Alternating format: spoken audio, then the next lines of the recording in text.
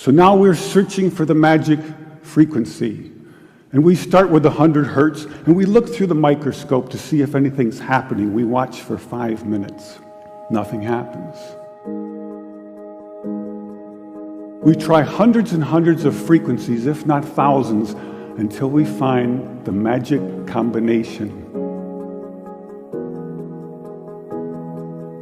Because we believed there just had to be a better way.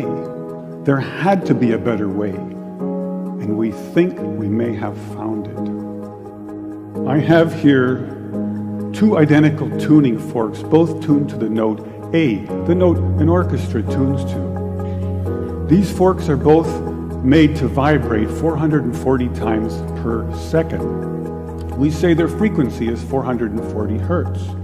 If I tap this fork, putting little pulses of energy into it, the second fork will also vibrate in sympathy. And if I silence this fork, we just may hear the other singing its tone.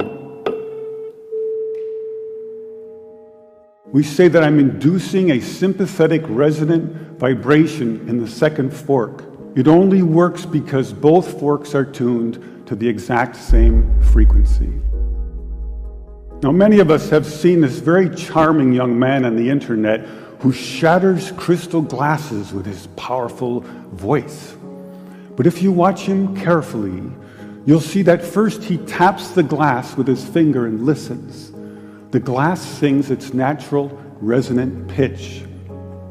Then he takes a deep breath and sings a loud, long note.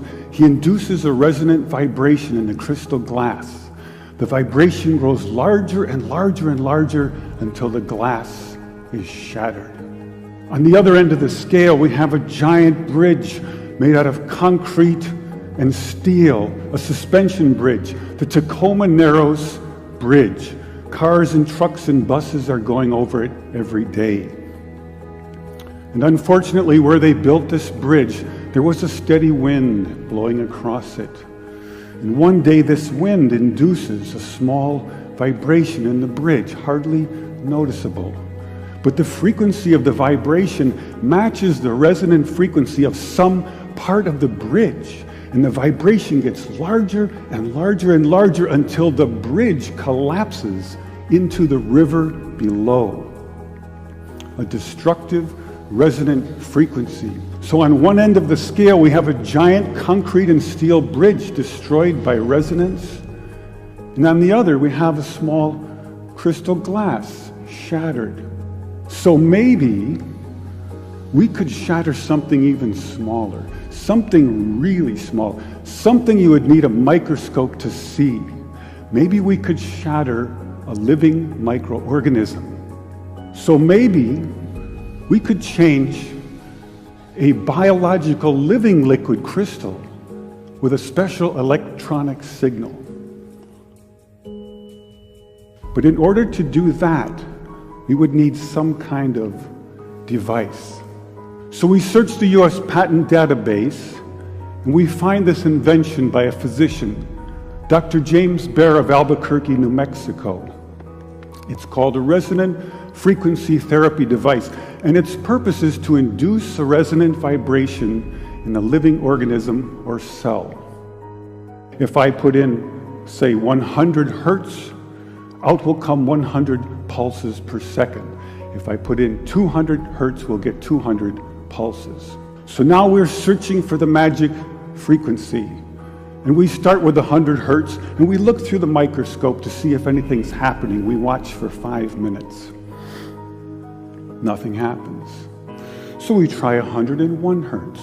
We look through the scope for 5 minutes, and nothing happens. So we try 102, 103, and so on. Over the course of 15 months, we try hundreds and hundreds of frequencies, if not thousands, until we find the magic combination. The answer is you have to have 2 input frequencies, one low, one high, and the higher frequency must be 11 times the lower. It's what we musicians would call the 11th harmonic. And when we add the 11th harmonic, we begin to shatter microorganisms like a crystal glass. These are the first videos taken. We showed these videos to our friends in the biology department. They said they hadn't seen anything quite like it. Seems to be a new phenomenon. These organisms are being shattered by our electronic signals. We now know that cancer is vulnerable between the frequencies of 100,000 hertz and 300,000 hertz. So now we attack leukemia cells. Leukemia cell number 1 tries to grow a copy of itself, but the new cell is shattered into dozens of fragments and scattered across the slide. Leukemia cell number 2 then hyperinflates and also dies. Leukemia cell number 3 then tries to make another cancer cell. The new cell is shattered and the original cell dies.